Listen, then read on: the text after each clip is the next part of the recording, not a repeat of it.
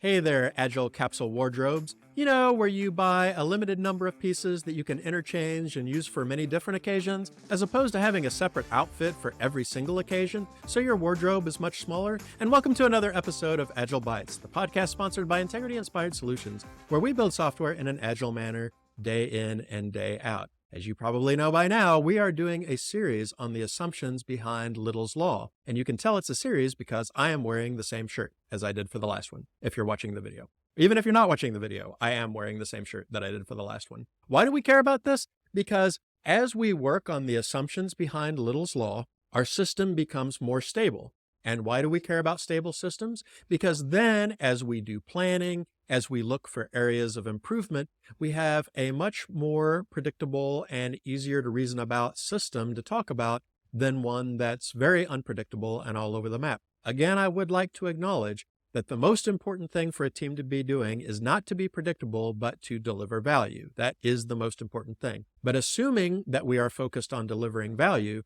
then we care about the consistency of the delivery mechanism, both for ourselves and for the organizations that we serve.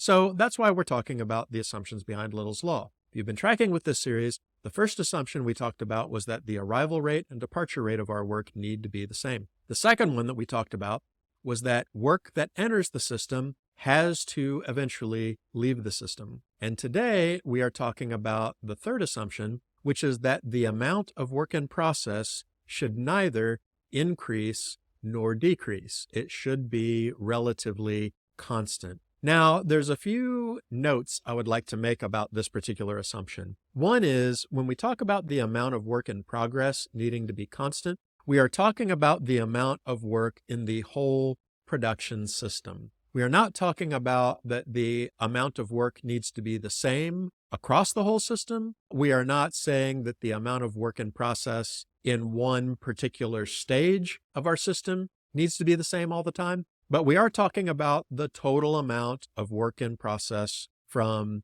it enters our production workflow till it leaves our production workflow.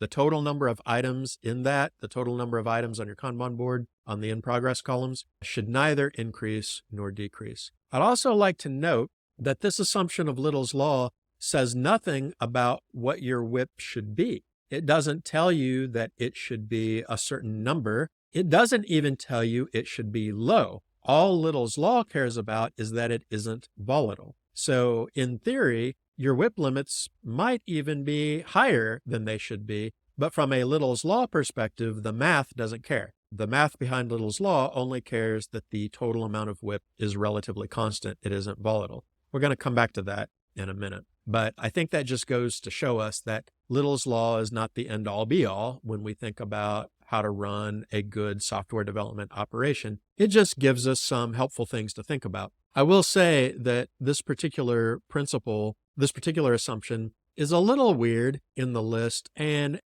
I hesitate to say that it's the least important. So there, I just hesitated to say it was the least important. It is probably the least important. Not that it isn't important, it's just weird. And I'll get into why it's weird, but also because it doesn't necessarily have helpful recommendations in it. You can keep your WIP stable and it can still be too high. So just keep in mind, these assumptions make Little's Law work. They're all very helpful, but they don't take you completely where you need to go. And Little's Law doesn't either. It's just a helpful mathematical relationship to help us figure out why things are taking so long. So Little's Law doesn't have a concept of what the right amount of WIP is for your team. It just wants it to be stable. So think about a restaurant, okay? And you are waiting for a table at dinner time, and you are waiting for a table at 3 a.m. Those wait times are probably going to be significantly different, right? And the reason that they're different is because the amount of people in process is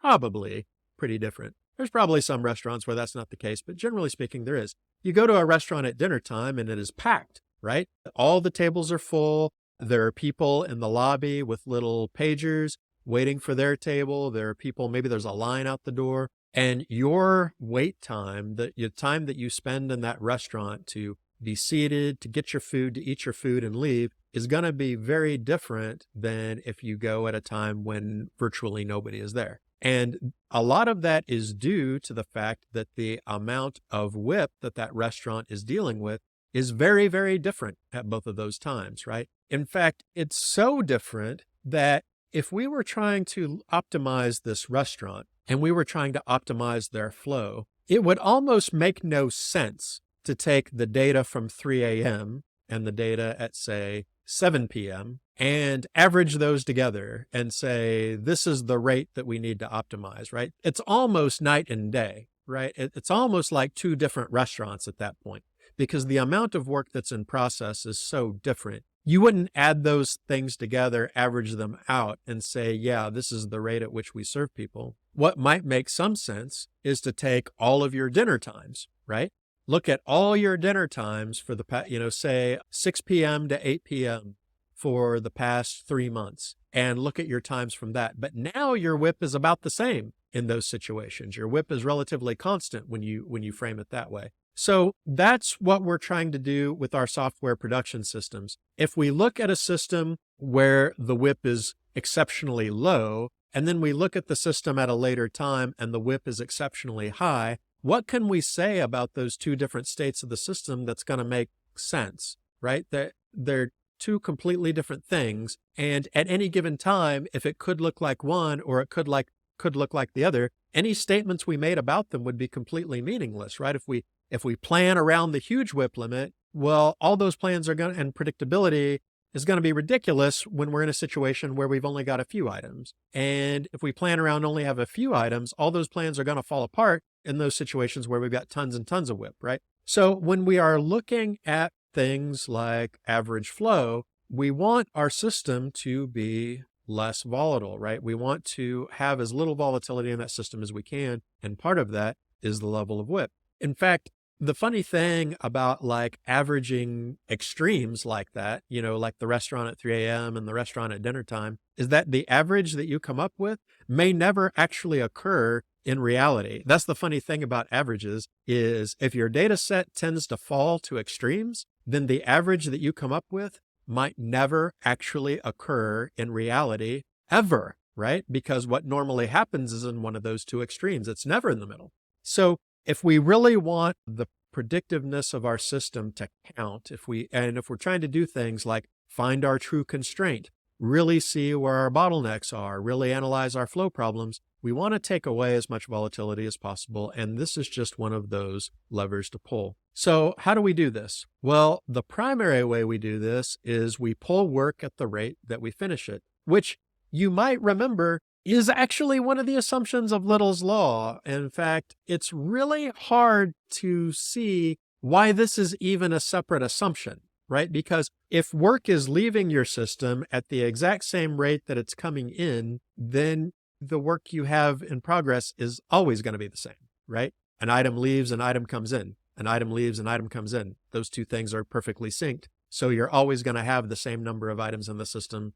at all times. 2 items go, 2 items come in, right? So why is this even a separate thing? Well, as indicated, they're actually very, very similar.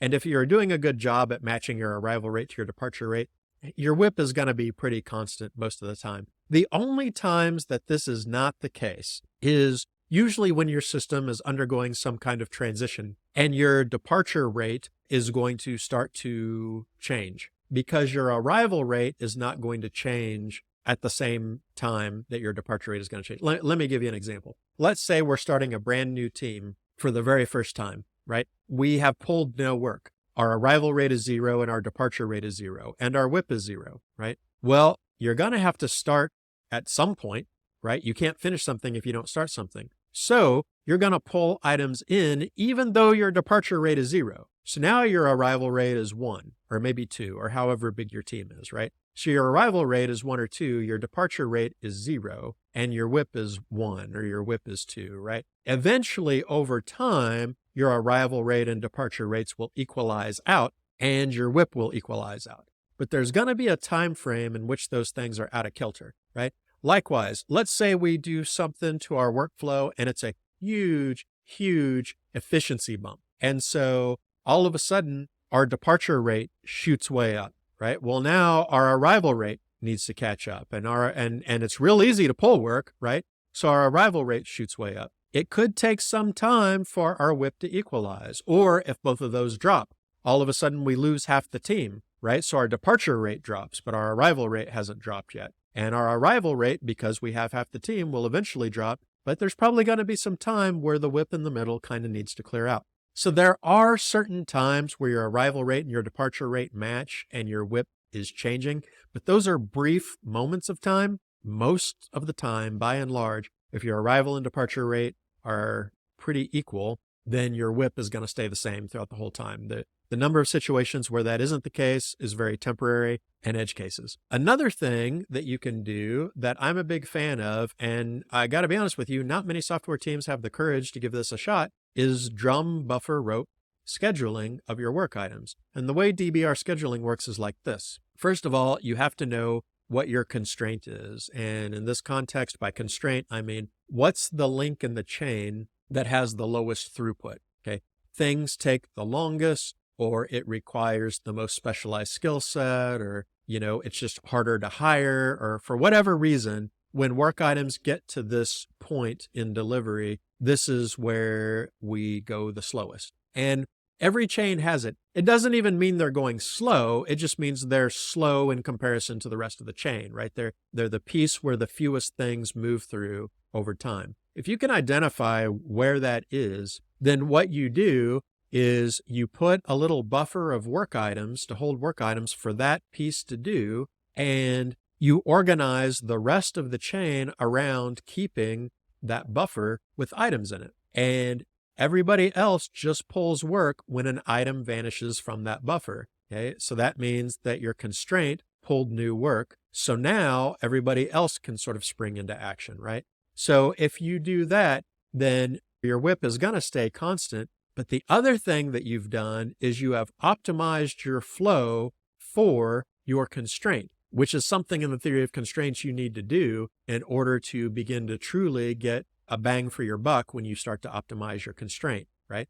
So think about it. Give it a shot. See what happens. Now, you may be thinking, well, if I do that, then there's going to be periods of time when members of my team might not have a lot to do. Well, I've yet to be on the software development team where you couldn't find something to do besides work on a card. There's always documentation that needs to be updated. There's always test coverage that could be improved. There's always things that we wanted to refactor. There's always little technical improvements that you can make, or little tools that you could write for your team, or batch files or things like that to automate certain things. There's always stuff you could be doing. And B, so what? So you have people who are not actively producing new cards all the time. That's great.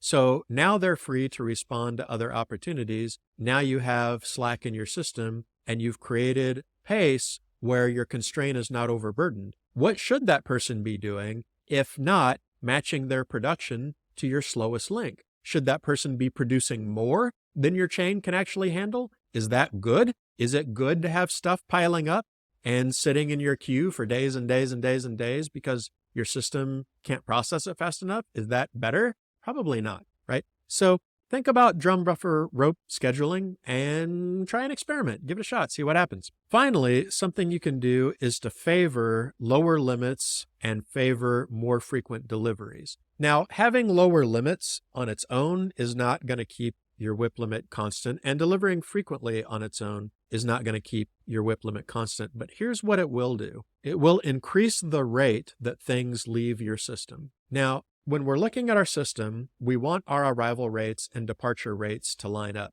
We have very little control over how long things take. So we don't have a whole lot of control over the departure rate. We have lots and lots of control over our arrival rate. How frequently do we start new items? We have a lot of control over that, right? So if our departure rate begins to rise, it's child's play to start pulling more work than we used to. It's super easy. If we find that we're delivering too quickly, it's super easy to just start more work, right? That's nothing, right? It's very, very difficult to go the other direction. So if we're wanting our WIP limits to equalize, keep your batches small, keep your sprints short if you use sprints, keep your WIP limits low if you use WIP limits, and just keep your work items small and have frequent delivery, because if your delivery rate is high, it's very, very easy to scale up starting new work to match your delivery rate. It's much, much more difficult to go the other direction. And that brings me then to kind of my last note, is to remember that Little's Law says nothing about your WIP limits being low, and it says nothing about looking at your throughput or your team size and picking the right limit that's right for your team. It will not help you do that. It just cares that it's stable. So it doesn't tell you everything you need to know about your WIP limits. So I'm telling you that you want your WIP limits to be as low as you can get them while still getting your full throughput from your constraint. And that's why things like drum buffer rope scheduling can be so helpful. Or if that's not your thing, just keeping a good eye on where your constraint is and how things are moving through the system, and making sure your WIP limits are low enough to facilitate that. Because if your system is stable, the lower the WIP limits you have, the less work you have in process, the faster individual items are going to be delivered. And that's what you want. So don't overwork, don't underwork. As you're looking at your system, think of the things that you need to do to keep your work in process from either ratcheting up over time or ratcheting way down. Thanks everyone for listening to Agile Bites. Agile does sometimes bite, but we don't think it always has to. If you enjoyed what you heard today, don't forget to like and subscribe to this podcast on whatever platform you happen to be using. And if you can, leave us a comment, because we'd love to hear your feedback. What things would you like to hear about? What things did you hear that were valuable to you today? You can also head over to integrityinspired.com to sign up to our email list. But that's all for today, folks. We'll see you next time.